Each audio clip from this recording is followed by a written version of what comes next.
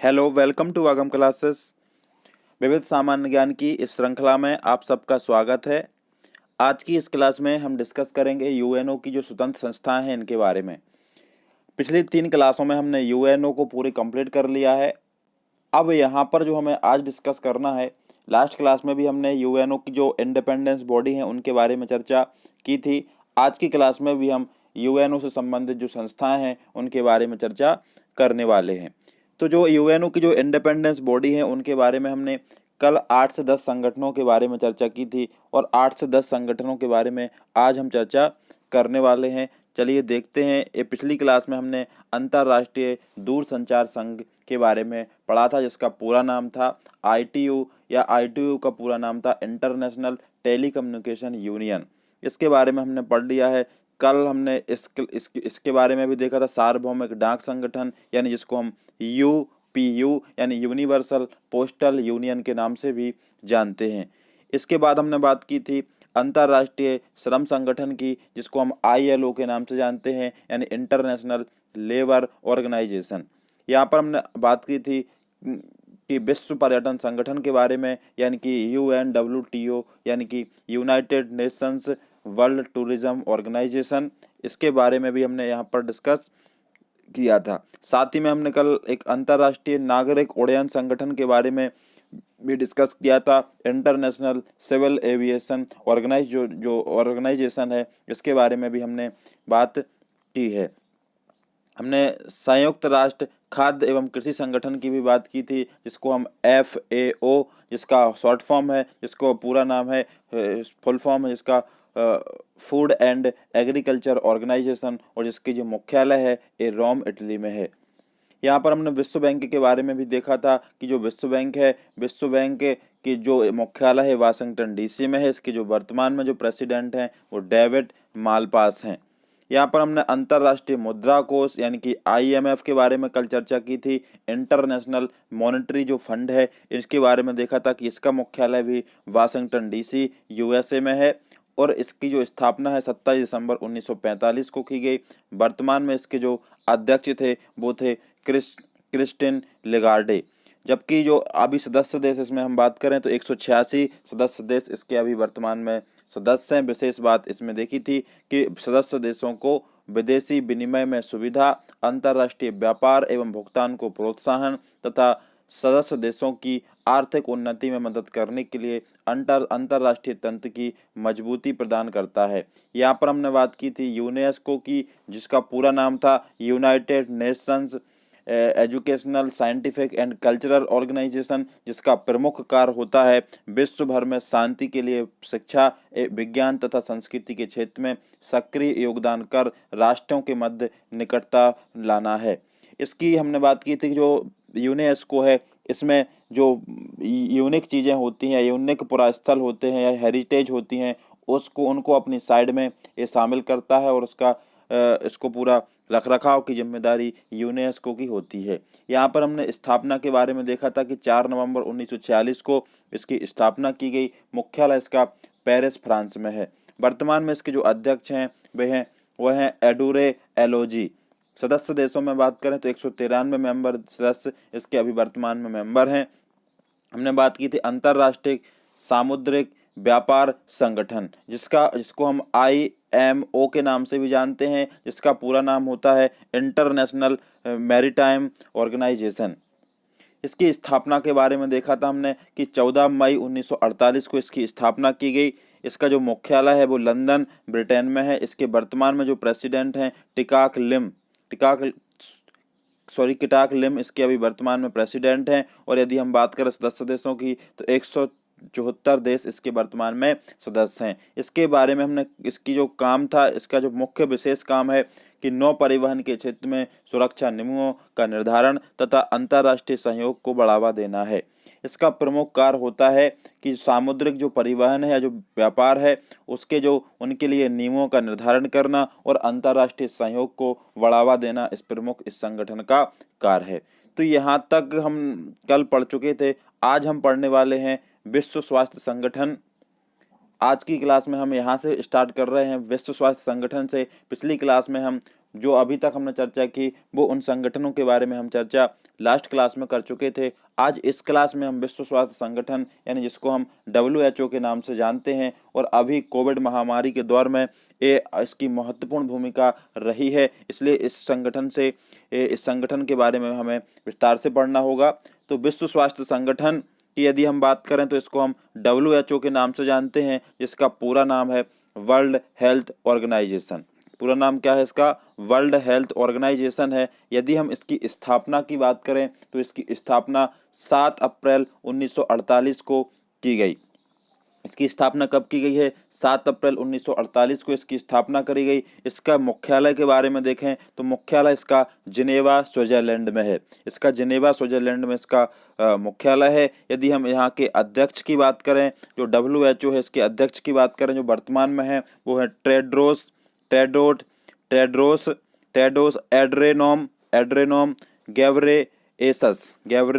Ghebreyesus इसके अभी वर्तमान में प्रेसिडेंट हैं। तो यहाँ के अध्यक्ष हैं टेड्रोस एड्रेनोम गेब्रेयेसस, अभी यहाँ के प्रेसिडेंट हैं या WHO के अभी प्रेसिडेंट हैं। और जो अध्यक्ष हैं टेड्रोस इथोपिया देश के हैं।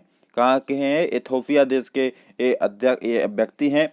और यदि हम सदस्य देश की बात करें तो 194 सदस्य देश अभी इसके विश्व स्वास्थ्य संगठन के सदस्य हैं।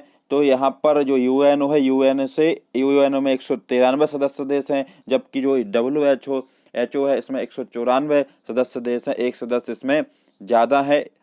यहाँ पर हम बात करें जो WHO का प्रमुख कार्य होता है, इसका प्रमुख कार्य होता है विश्व के समस्त देशों के स्वास्थ्य की उच्चतम संभव दशा को प्रदान करना या प्राप्त करना है। यानी जो विश्व भर के जो लोग होते हैं उनके स्वास्थ्य स्तर को ऊंचा उठाना इस प्रमुख संगठन का प्रमुख कार्य होता है। जैसे अभी हम देखते हैं कि जब कोविड महामारी का दौर चल रहा है तो समय समय पर WHO के द्वारा गाइडलाइन जारी की जाती है इम्यूनिटी बूस्टर के तौर पर कि इम्यूनिटी बूस्टर कैसे किया जाए। इसके लिए UNO के द्वारा समय समय पर गाइडलाइंस जारी की जाती है कि हम जो कोविड-19 है इस महामारी से हम कैसे बचें। इन सब के बारे में समय समय पर WHO गाइडलाइंस जारी करता है। तो इसका प्रमुख कार्य होता है विश्व के जो समस्त लोग हैं उनके जो स्वास्थ्य की देखभाल करना, इसके प्रमुख जिम्मेदारी होती है। यदि हम बात करें जो अध्यक्ष होते हैं, अध्यक्ष को महानिर्देशक के तौर पर या महानिर्देशक के नाम से भी जाना जाता है। UN जो WHO है इसमें महानिर्देशक होते हैं और दो होते हैं उप महानिर्देशक।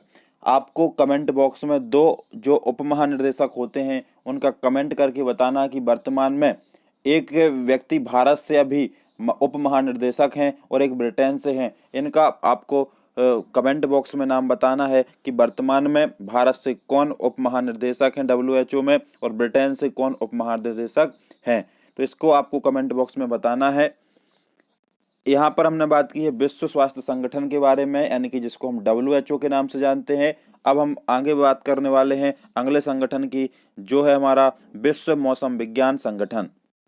उतना ज़्यादा इम्पोर्टेंट संगठन नहीं है, फिर भी आपको इसका पूरा नाम याद रखना है और इसकी जो मुख्यालय है वो याद रखना है।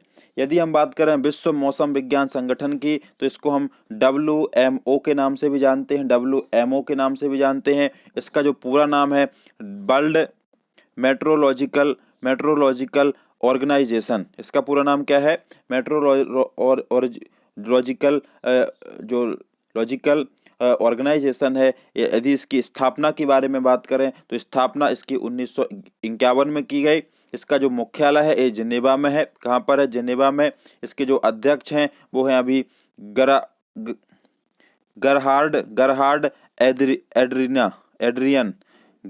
गरहार्ड एड्रियन अभी इनके वर्तमान में प्रेसिडेंट हैं। यदि हम सदस्य देशों की बात करें तो 191 सदस्य देश अभी इस संगठन के सदस्य हैं। इसकी जो प्रमुख कार्य होता है मौसम विज्ञान के क्षेत्र में अंतर्राष्ट्रीय सहयोग में अभिवृद्धि करना, प्राकृतिक आपदाओं को कम करने में मौसम विज्ञान का उपयोग तथा मौसम विज्ञान के क्षेत्र में शोध एवं प्रतिरक्षण का प्रोत्साहन करना इसका प्रमुख उद्देश्य या प्रमुख ऑब्जेक्टिव इस संगठन का होता है। यानी जो आपदाएं या डिजास्टर आती हैं इनके बारे में लोगों को अवगत कराना, जो मौसम विज्ञान है इनसे संबंधित जो शोध है एवं प्रशिक्षण है इनको प्रोत्साहन देना इस संगठन का प्रमुख उद्देश्य होता है। तो यहाँ पर जो हमने बात की है ये ज़्यादा इम्पोर्टेंट संगठन नहीं है, इसके बारे में केवल हमें इतना ध्यान रखना है कि इसका स्थापना कब की गई और इसका मुख्यालय कहाँ पर है। तो ये हमने बात की विश्व मौसम विज्ञान संगठन की। अगला जो संगठन है अंतरराष्ट्रीय परमाणु ऊर्जा अभिकरण। अगला संगठन कौन है हमारा? अंतरराष्ट्रीय परमाणु ऊर्जा अभिकरण, जिसको हम IAEA के नाम से भी जानते हैं। IAEA के नाम से भी जानते हैं, जिसका पूरा नाम है इंटरनेशनल एटॉमिक एनर्जी एजेंसी। जिसका पूरा नाम क्या है? इंटरनेशनल एटॉमिक एनर्जी एजेंसी, जिसका पूरा नाम है, इसको हम शॉर्ट में कहते हैं IAEA के नाम से जिसको जानते हैं, अंतरराष्ट्रीय परमाणु ऊर्जा अभिकरण। यदि इसकी स्थापना की बात करें तो इसकी स्थापना 29 जुलाई 1957 को की गई। इसकी स्थापना कब की गई है? 29 जुलाई 1957 को की गई है। यदि हम इसके मुख्यालय की बात करें तो इसका जो मुख्यालय है वो वियना ऑस्ट्रिया में है। कहाँ पर है? वियना ऑस्ट्रिया में इसका मुख्यालय है, हेडक्वार्टर बना हुआ है। यदि सदस्य देश के बारे में बात करें तो 103 इसके सदस्य देश अभी वर्तमान में इसकी जो 1970 तक जानकारी अवेलेबल है। 1970 के बाद 1970 तक इसमें सदस्य देशों की जो संख्या थी वो 103 थी। वर्तमान में इसका डाटा उपलब्ध नहीं है कि वर्तमान में कितने देश इस संगठन के सदस्य हैं। तो हमें इतना ध्यान रखना कि 1970 तक 103 देश इसके सदस्य थे। अंतर्राष्ट्रीय परमाणु ऊर्जा जो अभिकरण है, यदि इसकी विशेषता के बारे में देखें कि इसका प्रमुख कार्य होता है परमाणु ऊर्जा के शांतिपूर्ण उपयोग को प्रोत्साहन देना। यानी जो न्यूक्लियर है, परमाणु ऊर्जा है, इसके शांतिपूर्ण उपयोग के लिए प्रोत्साहन देना इसका प्रमुख एम्स या ऑब्जेक्टिव होता है। तो यहाँ पर हमने बात की है अंतरराष्ट्रीय परमाणु ऊर्जा अभिकरण, जिसको हम इंटरनेशनल एटॉमिक एनर्जी एजेंसी के नाम से भी जानते हैं। ये ज़्यादा इम्पोर्टेंट संगठन नहीं है, आपको इसमें पूरा नाम याद रखना है और इसका स्थापना और मुख्यालय। यहाँ पर अगला जो हमारा संगठन है संयुक्त राष्ट्र औद्योगिक विकास संगठन। संयुक्त राष्ट्र औद्योगिक विकास संगठन की यदि हम बात करें तो इसकी स्थापना की गई थी नवंबर 1966 में। नवंबर 1966 में इसको एस्टेब्लिशमेंट किया गया, इसकी स्थापना करा गया। इसका भी जो मुख्यालय है वो वियना ऑस्ट्रिया में है। कहाँ पर है? वियना ऑस्ट्रिया में। इसका जो प्रमुख कार्य है विश्व भर में लोगों की समृद्धि, आर्थिक मजबूती तथा जीवन स्तर में सुधार के लिए औद्योगिक आधार तैयार करना है। यानी इसका जो प्रमुख कार्य होता है लोगों की समृद्धि, आर्थिक मजबूती यानी इकोनॉमिकल ग्रोथ तथा जीवन स्तर में जो सुधार के लिए औद्योगिक आधार इकोनॉमिकल बेस तैयार करना, इसका प्रमुख औद्योगिक यानी इंडस्ट्रियल जो बेस है वो तैयार करना इसका प्रमुख ऑब्जेक्टिव है इस संगठन का। तो ये भी ज़्यादा महत्वपूर्ण संगठन नहीं है। अगले संगठन की हम बात करें, अगला संगठन है विश्व बौद्धिक संपदा संगठन। इसका जो विश्व बौद्धिक संपदा संगठन की यदि स्थापना की बात करें तो 1967 में इसकी स्थापना की गई। इसका जो मुख्यालय है जिनेवा स्विट्जरलैंड में है। पहले हम सारे जो अंतर्राष्ट्रीय संगठन है उनके बारे में पढ़ लें, इसके बाद हम आपको शॉर्ट ट्रिक के माध्यम से बताएंगे कि किस संगठन का मुख्यालय कहाँ पर है। एक साथ बताएंगे सारे जो संगठन है। यहाँ पर हम यदि विशेष की बात करें कि इसका जो प्रमुख कार्य होता है बौद्धिक संपदा के लिए सम्मान बढ़ाना, बौद्धिक संपदा को संरक्षण तथा उपयोग में तेजी लाना इसका प्रमुख पर्पस होता है या उसका उद्देश्य होता है। तो यहाँ पर यह संगठन कौन सा हमारा विश्व बौद्धिक संपदा संगठन, यदि स्थापना की बात करें तो 1967 में की गई। जिनेवा स्विट्जरलैंड में इसका मुख्यालय बना हुआ है। बौद्धिक संपदा के लिए सम्मान बढ़ाना, बौद्धिक समस्या से इसको संरक्षण तथा उपयोग में तेजी लाना इसका प्रमुख कार्य होता है। अगला जो संगठन है अंतरराष्ट्रीय कृषि विकास कोष। तो यहाँ पर एक चीज़ हमें ध्यान रखना है कि कृषि से संबंधित जितने भी संगठन हैं वो हमें इटली देश में देखने को मिलते हैं ज़्यादातर जो संगठन हैं।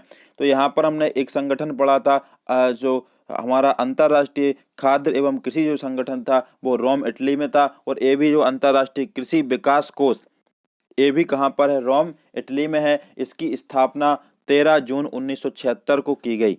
13 जून 1976 को अंतर्राष्ट्रीय कृषि विकास कोष की स्थापना करी गई। इसका जो मुख्यालय है ये रोम इटली में है। इसकी जो विशेष इसका जो काम है, विकासशील देशों में निम्न वर्गों को उन्नत खाद्य उत्पादन तथा पोषाहार के साधन जुटाने में मदद करना इसका प्रमुख ऑब्जेक्टिव होता है। कि विकासशील जो देश हैं, डेवलपिंग जो कंट्री हैं, उनमें निम्न वर्गों को उन्नत खाद्य उत्पादन तथा पोषाहार के साधन को जुटाने में मदद करना इस संगठन का प्रमुख उद्देश्य होता है। अगले संगठन की हम बात करें, जो अगला संगठन है ये महत्वपूर्ण संगठन है, विश्व व्यापार संगठन। विश्व व्यापार संगठन यानी इसको हम वर्ल्ड ट्रेड ऑर्गेनाइजेशन के नाम से भी जानते हैं, यानी इसको हम वर्ल्ड WTO के नाम से भी जानते हैं, यानी वर्ल्ड ट्रेड ऑर्गेनाइजेशन के नाम से भी जिसको जाना जाता है। यदि स्थापना की बात करें हम, तो इसकी स्थापना जो की गई थी 1 जनवरी 1995 में, 1 जनवरी 1995 में इसकी स्थापना की गई। यदि हम बात करें मुख्यालय की, तो मुख्यालय इसका जिनेवा स्विट्जरलैंड में है। जिनेवा स्विट्जरलैंड में इसका मुख्यालय है। वर्तमान में इसके जो प्रेसिडेंट हैं वो हैं डेविड वॉकर। इसके वर्तमान में प्रेसिडेंट कौन है, जो डेविड वॉकर जो हैं। सदस्य देश के बारे में बात करें तो 164 वर्तमान में इसके सदस्य हैं। इसका जो प्रमुख उद्देश्य या ऑब्जेक्टिव होता है, बहुपक्षीय अंतर्राष्ट्रीय व्यापार प्रणाली के लिए संस्थागत तथा कानूनी आधार उपलब्ध कराना। यानी बहुपक्ष का मतलब है कि दो देशों के बीच में जो व्यापार होता है उसके लिए नीति निर्माण करना या कानून आधार उपलब्ध कराना इस संगठन का प्रमुख उद्देश्य होता है। कि किस प्रकार से दो देशों के बीच में दो देशों के बीच में व्यापार होता है, उन सब के लिए जो संस्थागत तथा कानूनी आधार उपलब्ध कराना इस संगठन का प्रमुख उद्देश्य होता है। यानी बहुपक्षीय अंतर्राष्ट्रीय व्यापार प्रणाली के लिए संस्थागत और कानूनी आधार उपलब्ध कराना इस संगठन का प्रमुख उद्देश्य है। ये महत्वपूर्ण संगठन है हमारा। इसमें आपको चीजें ध्यान रखनी पड़ेंगी कि 1 जनवरी 1995 में इसकी स्थापना की गई। इसका जो हेडक्वार्टर है वो जिनेवा स्विट्जरलैंड में है। डेविड वॉकर इसके प्रेसिडेंट है। 164 देश इसके सदस्य हैं। बहुपक्षीय अंतर्राष्ट्रीय व्यापार प्रणाली के लिए संस्थागत तथा कानूनी आधार उपलब्ध कराना इस संगठन का प्रमुख उद्देश्य है। अगला जो संगठन है हमारा, अगला संगठन है व्यापक